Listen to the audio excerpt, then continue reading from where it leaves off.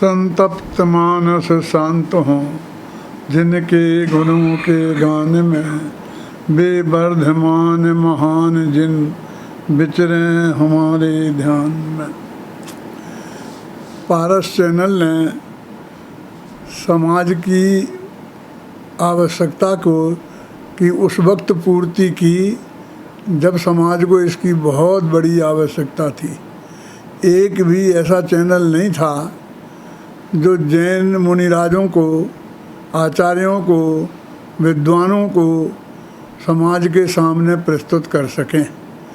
जो भी चैनल चलते थे उनमें इतनी भीड़ रहती थी अजैन संतों की, विद्वानों की, कि उसमें जैनियों को स्थान मिलता ही नहीं था। तब पारस चैनल ने चैनल आरंभ करके हमारे जैन मुनिराजों को, आचार्यों को समाज के सामने प्रस्तुत किया। समाज के बड़े बड़े जो फंक्शन हैं, पंच कल्याणक आदि कार्यक्रम हैं, पर्युषण आदि के कार्यक्रम हैं, उनको समाज के सामने प्रस्तुत किया। तो ये बहुत बड़ा काम था।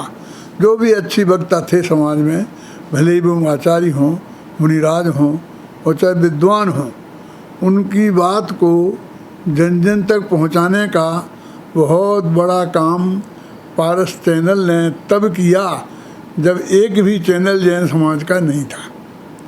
और आज उसे 10 साल हो गए हैं। 10 साल पहले क्या स्थिति थी हम बहुत अच्छी तरह जानते थे।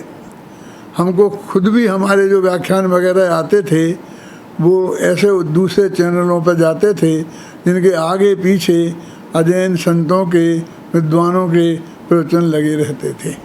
आज हम सुबह से देखते हैं तो चाहे वो पारस चैनल हो, चाहे जिनवानी चैनल हो, उसमें हमारे संतों के प्रवचन आते हैं और सब पूजा पाठ, पंच कल्याण के कार्यक्रम भी आते हैं।